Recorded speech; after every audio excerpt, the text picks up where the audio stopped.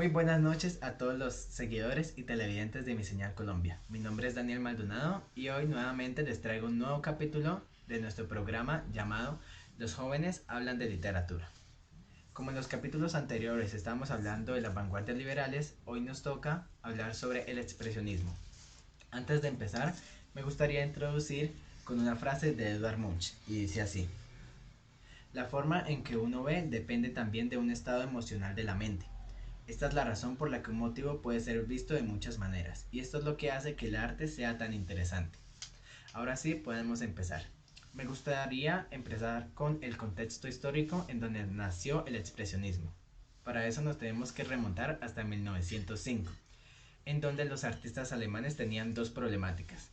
La primera era la gran popularidad que tenía el impresionismo y la segunda, el estado actual en el que se encontraban, que era más o menos años previos a la Primera Guerra Mundial.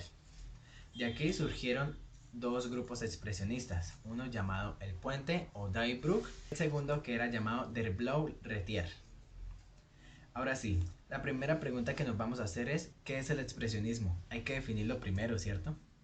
Bueno, el expresionismo era la corriente artística donde buscaba la expresión de sentimientos y emociones por parte del autor. ¿Qué quiere decir? Porque su misma palabra lo dice, busca que el espectador tenga los mismos sentimientos que tuvo el autor al escribir esa obra. Es decir, que también estaba proyectando los sentimientos que el autor tenía en ese momento. El expresionismo tuvo diferentes facetas en el arte, ya sea el cine, la música, la danza, la pintura. Esta vez vamos a estar hablando de la literatura en especial. La literatura expresionista se destacaba por tener temas como la locura, la deformación, la enfermedad, la naturaleza, entre muchos otros. También fue la primera que apostó porque sus obras tuvieran un motivo más sobre enfermedad, sobre malos sentimientos. Eso era muy nuevo en ese momento. Tocaban temas prohibidos como la sexualidad, la enfermedad y la muerte. Bueno, la literatura se dividió en tres partes, ¿no? La prosa, la lírica y el teatro. La primera, la prosa. En la prosa se buscaba más bien una realidad interior que una realidad exterior. Y para esto se dividió en dos corrientes también.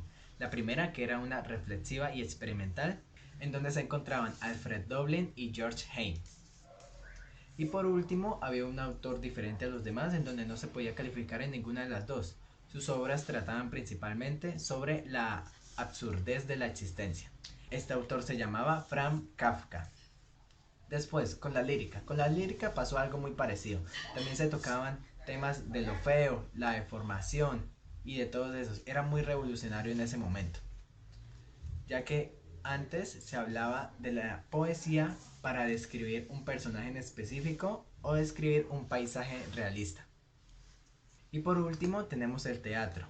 La dramaturgia no buscaba los sucesos realistas en realidad, no trataba de narrar los sucesos como pasaron, sino que trataba de que los protagonistas se expresaban mediante sus emociones y sentimientos. Casi siempre el protagonista era el que tenía los monólogos más largos en donde hablaba solo sobre cómo se sentía en ese momento, las problemáticas que tenía en su interior. Por último, me gustaría recomendar algunas de las obras más famosas sobre el expresionismo. Algunas de estas son La muerte de Dalton, La montaña mágica y La metamorfosis. Bueno, hasta acá va el capítulo de hoy. Espero que les haya gustado, que les haya interesado el tema de las vanguardias liberales, que sigan investigando, que lean las obras y nos vemos todos los jueves a la misma hora. Hasta la próxima.